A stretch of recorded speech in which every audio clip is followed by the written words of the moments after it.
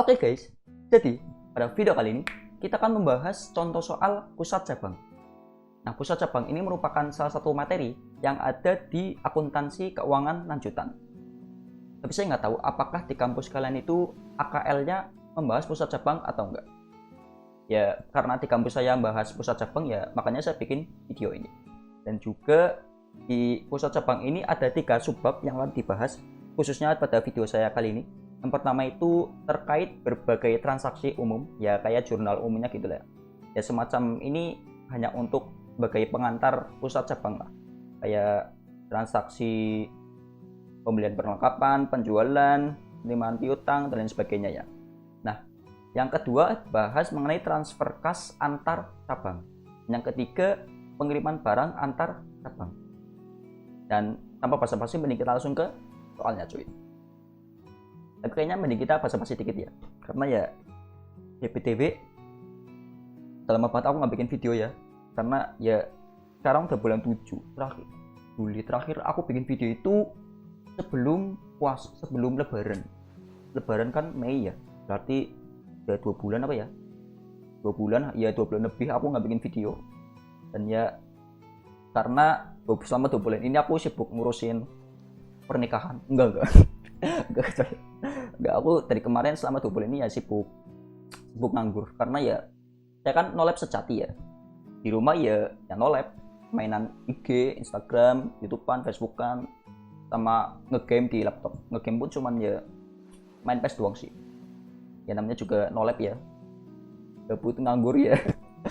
Sudah terlena dengan nyaman dengan kegabutan ini, makanya ya males bikin video. Dan juga ya salah satu hal yang membuat saya malas bikin video juga karena kalau nggak salah sih ya, 5 video saya yang terbaru itu 5 terbaru video saya itu viewsnya nggak nyampe 50. Bayangkan betapa kecewanya, betapa sedihnya, betapa ya sedih ya, udah semangat bikin video apalagi pas puasa ya. Karena aku waktu itu bikin video itu kalau nggak salah 5 video yang terbaru itu bikinnya pas lagi puasa deh. Nah, ternyata viewsnya nggak nyampe 50. Sangat tidak ada yang nonton. Maka dari itu ya males bikin video sih. Dan juga tapi ya ternyata selama 2 bulan ini karena terlalu gabut ya, bosan banget YouTubean, IG-an, Facebookan, gabut banget, makanya ya tiba-tiba ada semacam bisikan dari malaikat gitu. Ayo Acas, kenapa kamu dari kemarin gabut nganggur terus? Kenapa kamu tidak melakukan hal yang positif, yang bermanfaat gitu? Bagaimana kabar channel akuntansi Acas? Ya maka dari itu ya saya langsung bersemangat, ya nggak semangat banget sih. Ya minimal ya ada motivasi buat bikin video lagi lah ya. Dan kerentek buat bikin video pun ya udah lama sih, dari seminggu yang lalu, tapi baru kesampaian sekarang ini. Ngumpulin niat. Itu sedikit basa-basi ya. Udah basa-basinya cukup ya, langsung kita ke soalnya coy. Ini 1952. Apakah cepat atau tidak? Ini saya bahas agak cepat ya, karena ya males aja sih. Ini mulai dari yang transaksi umumnya ya. Tanggal 3 November. Pengiriman uang ke kantor cabang sebesar 70 juta rupiah sebagai modal kerja. Nah, jurnalnya gimana? Ini kan pengiriman uang ke kantor cabang, berarti pusat ngirimin duit ke kantor cabang ya. Maka ya pusat sama cabang bikin jurnal ya. Pertama kita bikin jurnalnya pusat dulu. Pusat ngeluarin duit, ngirim duit ke cabang, maka otomatis kasnya pusat berkurang ya. Maka di kredit tulis kas besar 70 juta. Nah, debitnya apa? Debitnya itu RK ini rekening antar kantor ya. Rekening antar kantor cabang gitu ya. Yang dibuat oleh pusat. Nah, cabang gimana bikinnya? Karena cabang menerima duit otomatis, maka ya debitnya itu adalah kas 70 juta. Nah, kreditnya rekening antar kantor pusat. Jadi jurnal antara pusat cabang ini ya rekening antar kantornya saling membalik ya. Kalau ini debitnya rekening antar kantor cabang, kalau ini kreditnya rekening antar kantor pusat, saling membalik aja sih. Dan biar lebih gampangnya sih, kalian iniin aja, fokusin ke kasnya aja. Ini kan karena pengiriman uang kantor cabang, berarti pusat ngeluarin duit, maka kasnya pusat berkurang di kredit. Debitnya ya rekening antar kantor. Nah, terus cabang nerima duit, maka otomatis debitnya adalah kas, karena kasnya bertambah. Nah, kreditnya akun penyeimbangnya yaitu rekening antar kantor pusat gitu. Lanjut tanggal 6. Ini agak cepetan ya, biar nggak kelamaan. Pengiriman barang dagangan ke kantor cabang sebesar harga pokoknya 30 juta. Berarti kantor pusat ngirim barang ke kantor cabang ya. Maka kita buat dulu jurnalnya pusat. Debitnya adalah rekening antar kantor cabang karena ngirim barang ke cabang. Nah, kreditnya adalah pengiriman barang ke cabang. Ya, kreditnya pengiriman barang ke cabang. Debitnya rekening antar kantor. Itu yang dibuat oleh pusat. Nah, cabang jurnalnya itu debitnya adalah penerimaan barang dari pusat. Kreditnya rekening antar kantor. Nah, pasti kalian, karena ini mungkin kalian yang baru menjumpai ya usaha pusat cabang gitu ya, kalian itu biasanya itu agak bingung di rekening antar kantornya ya, kapan naruh rekening antar kantornya gitu ya. Nah ya, kalau apalagi ini ada akun baru ya, kayak penerimaan barang gitu ya. Nah biar lebih gampangnya sih ya, ini kalau cara saya sendiri ya, ya metode gampangannya yang dilakukan oleh seorang YouTuber akuntansi atas ini yang subscribernya, viewsnya sangat sedikit sekali. Itu ya, ini kan jurnalnya dibuat oleh pusat, itu kreditnya pengiriman barang ke cabang. Kenapa pengiriman barang ke cabang? Gampangannya itu gini. Ketika perusahaan mengeluarkan barang, otomatis kan kreditnya adalah persediaan kan. Ya barang berkurang kan dikredit ya. Nah, maka ya pusat kreditnya itu akunnya pengiriman barang ke cabang. Sama halnya dengan kantor cabang. Cabang kan terima barang. Nah, barang kan bertambah di debit, maka ya akun debitnya itu penerimaan barang dari pusat gitu ya. Ngapalinnya gitu aja coy. Pusat ngeluarin barang, maka kreditnya adalah pengiriman barang. Nah, cabang menerima barang, maka debitnya adalah penerimaan barang gitu ya. Kalau masih bingung silakan di-repeat ya. Lanjut tanggal 11. Kantor cabang membeli perlengkapan kantor senilai secara tunai 5 juta. Karena ini kantor pusat tidak berhubungan ya dengan transaksi ini, maka ya jurnalnya hanya dibuat oleh kantor cabangnya aja ya. Tanggal 11, ini berarti biasa ya membeli perlengkapan kantor, berarti cabang debitnya perlengkapan, kreditnya kas ya, 5 juta. Lanjut tanggal 17. Penjualan oleh kantor cabang barang dagang secara tunai 4 juta dan kredit 3 juta kredit. Ini berarti kreditnya ketambahannya, kelebihan. Penjualan oleh kantor cabang, maka ya kita bikin jurnalnya kantor cabangnya aja ya. Karena kan yang menjual kan kantor cabang. Nah, gimana ya biasa. Secara tunai 4 juta, maka kasnya cabang bertambah 4 juta. Terus dan kredit 3 juta. Kredit kan berarti piutang ya, penjualannya piutang. Piutangnya 3 juta. Nah, akun kreditnya apa? Penjualan 7 juta. Nah, kenapa ini nggak ada persediaan? Berarti ini kan ya anggap aja ini metodenya periodik ya. Karena kalau perpetual kan tiap ada keluar masuknya persediaannya dicatat ya. Nah, ini anggap aja metode periodik ya. Jadi persediaannya nggak dicatat, KPP-nya nggak dicatat. Ya kalau pakai metode perpetual, ya ntar tinggal tambahin persediaan sama KPP-nya. Tanggal 21. Biaya-biaya yang dikeluarkan oleh kantor cabang adalah biaya penjualan 900, biaya lah ya. Maka ini kan biaya yang dikeluarkan oleh kantor cabang. Maka kita bikin jurnalnya kantor cabangnya aja ya. Itu biasa ya, berarti biaya kan atau beban di debit ya. Tulis saja debit biaya semua ya. Biaya, kreditnya kas. Biasa ya, ini tinggal ditambah aja. Lanjut tanggal 24. Penerimaan piutang dari pelanggan sebesar 3 juta. Penerimaan piutang ini berarti anggapannya cabang yang menerima piutang ya. Maka ya karena penerimaan piutang berarti kas bertambah di debit, kreditnya piutang ya, 3 juta ya. Gampang lah ya. Ini kan jurnal umum biasa lah ya, easy. Lanjut tanggal 25. Kantor pusat membebani kantor cabang atas biaya angkut 500.000 serta biaya asuransi 800.000. Ini kan kantor pusat membebani kantor cabang, berarti tanggal 25 ya. Kita catat dulu jurnalnya oleh kantor cabang, karena ini kan kita mencari total biayanya ya. Ini ada biaya angkut 500.000, ini dibuat kantor cabang ya, debit, sama biaya asuransi 800.000, debit ya, masih biasa ya. Nah, kreditnya adalah rekening antar kantor. Kenapa? Karena di sini keterangannya kantor pusat membebani kantor cabang, maka ya kreditnya rekening antar kantor pusat yang dibuat oleh kantor cabang. Nah, kantor pusat jurnalnya gimana? Ya karena ini kan kantor pusat membebani kantor cabang, maka debitnya rekening antar kantor cabang, saling membalik ya. Rekening antar kantornya saling membalik ya, antara pusat sama cabang. Debit kreditnya. Terus ini karena kantor pusat membebani kantor cabang, berarti yang membayar beban-bebannya ini adalah kantor pusat. Maka otomatis kasnya kantor pusat berkurang 1.300.000. Dari ini ya, total 500 tambah 800. Lanjut tanggal berapa ini? 27 ya. Pusat membeli kendaraan untuk kantor cabang. Pusat membelikan kendaraannya. Berarti kita jurnal dulu pusat. Cabang juga nggak apa-apa sih, tapi pusat dulu aja. Pusat beli kendaraan. Berarti kan pusat ngeluarin duit kan, maka kasnya pusat berkurang 350 juta. Nah, terus debitnya apa? Karena ini kan buat kantor cabang beli kendaraannya, maka ya debitnya itu rekening antar kantor cabang. Nah, karena kantor cabangnya otomatis menerima kendaraan yang dibeli oleh kantor pusat, maka kendaraannya kantor cabang ya bertambah 350 juta. Nah, kreditnya apa? Akun penyeimbangnya yaitu rekening antar kantor. Biasa ya, saling membalik ya.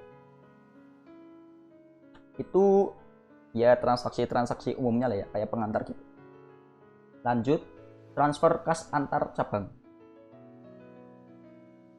PT Aces memiliki kantor pusat di Cilacap, membuka kantor cabang di Maus dan Selarang. Oke, pusatnya di Cilacap ya, cabangnya di Maus sama Selarang. Pada tanggal 5 Maret 2077, ya ini karena ini saya sebenarnya kan bisa melihat masa depan ya, I can see the future. Dan kalau saya lihat di tanggal 5 Maret tahun 2077 itu saya udah punya perusahaan namanya PT Aces. Amin. Terus perusahaannya itu sudah melantai di Bursa Efek. Tapi ini nggak saya tulis TPK ya. Tapi sebenarnya PT Aces ini udah melantai di Bursa Efek ya, tahun segitu ya. Terus pada tanggal 5 Maret 2077 kantor pusat Cilacap memerintahkan kantor cabang Maus untuk mengirim kas ke kantor cabang Selarang sebesar 50 juta. Oke, berarti kantor di pusat Cilacap nyuruh Maos ngirim duit ke Selarang gitu ya. Ya gitu ya. Maka ini kan yang ngirim duit Maos ya. Kantor pusat memerintahkan kantor cabang Maus untuk mengirimkan kas. Berarti yang berkurang itu kasnya cabang Maus ya. Kan memerintahkan kantor cabang Maus untuk mengirimkan kas. Berarti kasnya Maus berkurang. Maka kita tulis dulu jurnalnya cabang Maus. Maus kasnya berkurang berarti kasnya di kredit. Nah, debitnya apa? Debitnya rekening antar kantor pusat. Karena yang perintahkan pusat ya, tetap pusat ya. Terus Selarang yang terima duit ya, kantor Selarang. Selarang berarti kasnya bertambah. Maka jurnalnya Selarang ya kasnya di debit bertambah 50 juta. Kreditnya rekening antar kantor pusat. Paling membalik ya pusatnya ini. Nah, terus ini kan karena yang perintah itu adalah kantor pusat, maka kantor pusatnya bikin jurnal juga. Debitnya adalah cabang Selarang, kreditnya cabang Maus. Nah, kenapa debitnya itu adalah cabang Selarang, kreditnya cabang Maus? Gampangnya itu gini. Yang nerima duit itu kita taruh di debit. Nah, yang nerima duit kan Selarang. Maka rekening antar kantornya kita tulis di debit Selarang ya. Nah, cabang Maus kan yang ngeluarin duit, maka di kreditnya tulis cabang Maus. Biar gampangnya lagi ya saling membalik aja. Kan cabang Selarang rekening antar kantornya di kredit. Maka di pusat rekening antar kantor untuk cabang Selarangnya ya di debit. Saling membalik aja nih ya. Cabang Selarang ini di kredit, ini di debit. Cabang Maus ininya di debit, ininya di kredit. Buat yang masih bingung ya silakan kalian ya sering-sering latihan aja sih ngerjain kayak ginian. Dulu saya juga pas baru pertama kali belajar rekening antar kantor gini ya maksudnya gimana gitu ya. Terus saya salah satu cara yang paling gampang biar lebih paham ya latihan soal aja sih, sering-sering ngerjain. Tidak motivasi padahal ya itu sendiri ya cara latihan sih. Duh, ini juga salah satu cara biar saya lebih paham mengenai rekening antar kantor ini ya saya bikin YouTube akuntansi aja coy. Kalian belajar. Lanjut ya. Contoh pengiriman barang antar cabang. Lama banget deh. Pada tanggal 8 Maret 2077. Oke, 8 Maret ya. Dikit lebih maju dari tanggal 5 Maret ini. Penting. Mengirim barang berarti kantor pusat mengirim barang ke cabang Maus, harga pokoknya sebesar 5 juta dan biaya angkut sebesar 200.000. Setelah barang dagang tersebut sampai ke cabang Maus, ternyata cabang Selarang meminta barang saat itu juga. Berarti pusat ngirim barang ke Maus. Nah, ternyata pas barangnya udah sampai di Maus, langsung dikirimkan ke Selarang gitu ya. Karena ya Selarang minta saat itu juga ya. Berarti barang pertama dari pusat, barang pindah ke Maus, pindah ke Selarang gitu ya. saling berpindah-pindah tempat, kayak perasaan yang pindah-pindah. Atas perintah kantor pusat Cilacap, cabang Maus mengirimkan barang dagang tersebut ke cabang Selarang dengan ongkos kirim, ongkirnya 100.000. Kenapa ada ongkir 100.000? Karena dia nggak pakai Shopee. Video ini tidak disponsori oleh Shopee. Apabila barang dagang tersebut dikirimkan langsung ke cabang kantor pusat Cilacap, dari pusat Cilacap ke Selarang, ya angkutnya cuma 50.000. Ya, karena tambahan. Oke, pertama, soalnya gitulah ya. Langsung aja kita jurnal. Pertama itu jurnalnya yang dibuat oleh kantor pusat. Pertama ini kan pusat ngirim barang ke cabang Maus. Maka kita tulis dulu pengiriman barang ke Maus ya. Kita debitnya adalah rekening antar kantor cabang Maus karena ngirim barang ke Maus yang dibuat oleh pusat. Terus kreditnya adalah pengiriman barang ya, sama kayak tadi, karena kan ya kantor pusat mengirimkan barang ke Maus, maka kreditnya adalah pengiriman barang. Barangnya berkurang, barangnya keluar gitu ya. Sama kreditnya kas lagi ini untuk mencatat biaya angkut ya, biaya angkut 200.000. Kiriman barangnya tadi HPP-nya 5 juta. Terus ini kas untuk mencatat biaya kirim, biaya angkut dari pusat ke Maus ya, 200.000. Maka rekening antar kantor untuk cabang Maus itu 5.200.000. Lalu yang kedua, karena ini kan setelah barang dagang tersebut sampai ke cabang Maus, maka ternyata cabang Selarang minta barang saat itu juga. Maka dari barangnya pertama di Maus, kita pindah ke Selarang. Maka ya tadi kan kreditnya pengiriman barang ke Maus, kita debitkan pengiriman barang ke Maus. Nah, kreditnya pengiriman barang ke Selarang, ya kan? Karena tadi ngirim ke Maus, terus dikirim lagi ke Semarang, ke Selarang. Besar 5 juta ya, hanya 5 jutanya aja ya, karena kita hanya mencatat barangnya aja ya. Ini tinggal saling membalik ya. Maus hasilnya di kredit pindah ke debit, terus kreditnya lagi Selarang gitu ya. Saling membalik aja sih. Terus atas perintah kantor pusat, cabang Maus mengirimkan barang dagang tersebut ke cabang Selarang. Oke, ini pertama kita catat 2 jurnal ini dulu ya, yang dibuat oleh pusat. Terus kita pindah ke cabang Maus, karena cabang Maus mengirimkan barang dagang tersebut ke cabang Selarang. Maka tadi kan cabang Maus nerima barang kan dari pusat, maka debitnya kita tulis penerimaan barang dari pusat. Terima barang dulu tadi ya, 5 juta. Sama tadi kan biaya kirim dari pusat ke Maus itu sebesar 200.000 ya. Sampai ini sih kita hanya mencatat ini dulu ya, sama kayak jurnal pertama yang dilakukan oleh pusat ya. Berarti cabang Maus penerimaan barang dari pusat, terus biaya kirim 200.000 sama kayak ini. Terus rekening antar kantornya 5.200.000 sama ya. Ini sama ya, paling membalik aja sih. Ini pengiriman barang, yang ini penerimaan barang. Ini kasnya berkurang, ini mencatat biaya kirim, rekening antar kantornya. Nah, terus jurnal yang kedua oleh cabang Maus ini, karena kan cabang Maus mengirimkan barang dagang tersebut ke cabang Selarang, berarti kita catat pertama penerimaan barang dari pusat kita kreditkan ya, karena kan barang yang di Maus kita pindah ke Selarang, maka penerimaan barangnya kita kreditkan 5 juta. Terus sama biaya kirimnya tadi, biaya kirim dari pusat ke Maus kan 200.000, kita kreditkan biaya kirimnya, kreditkan. Terus sama ada tambahan biaya atas ongkir dari Maus ke Selarang, karena kan ya barangnya tadi mampir ke Maus dulu baru dikirim ke Selarang kan. Maka ini tadi ongkirnya 100.000 ya, Maus ke Selarang 100.000. Maka rekening antar kantor pusatnya tadi sekarang jadi 5.300.000. Terus sekarang nyatet jurnalnya oleh kantor Selarang ya, Selarang yang nerima barang sekarang ya. Berarti penerimaan barang dari pusat tadi ini kan penerimaan barang dari pusat yang Maus kredit ya. Terus karena sekarang yang terima itu adalah Selarang, maka penerimaan barangnya didebit oleh Selarang 5 juta. Terus apabila barang dagang tersebut dikirimkan langsung dari pusat ke cabang Selarang menghabiskan biaya angkut 50.000, nah ini adalah biaya angkutnya yang dianggap oleh cabang Selarang. Biaya kirimnya 50.000. Karena ya ini, apabila andainya barang itu dikirimkan dari pusat ke Selarangnya langsung, itu ya ongkirnya cuma 50.000. Maka yang dianggap biaya kirimnya oleh cabang Selarang ya 50.000 itu.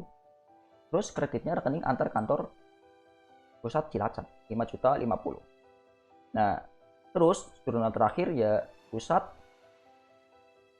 nyatet rekening antar kantor antara Selarang sama Maus ya. Ini kan tadi rekening antar kantor pusatnya cabang Selarang kan 5.050.000. Kita tulis di debit 5.050.000 yang dicatat oleh pusat ya. Nah, terus cabang Maus rekening antar kantor pusatnya terakhir 5.300.000. Kita tulis 5.300.000 di kreditnya pusat ya.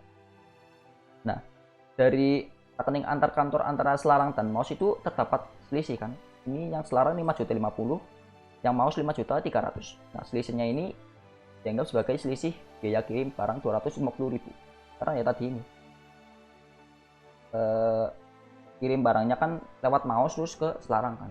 Nah, padahal kalau dari pusat langsung ke Selarang itu cuma 50.000. Tapi karena mampir dulu ke Maus, maka ada selisih biaya kirimnya. Sama kayak ini ya. Intinya ini akun ini tuh 5.050.000 sama kayak ini. Terus ini rekening antar kantor cabang Maus sama kayak ini 5.300.000. Nah, selisihnya biaya kirim barang di debit. Begitu.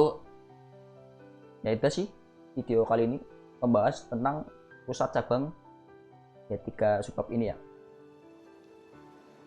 Dan niatkan video kali ini kalau misal ya bukan misal sih, emang ya selama saya menjelaskan materi pusat cabang ini ya membingungkan, tidak jelas, terkesan bertele-tele, dan mungkin ada yang salah dari saya jelasin video ini ya, saya mohon maaf dan silakan dikoreksi aja ya. Silakan tulis di kolom komentar atau WA saya di 08. Bang, ini yang videonya Mas Acas yang pusat cabang itu ada kesalahan. Ini harusnya gini. Itu ya. Silakan koreksi aja. Ntar saya revisi kok. Revisi kayak skripsi kayak tugas akhir. Ya. Ya sekian video kali ini. Sudah segitu aja. Oh ya jangan lupa debut ya.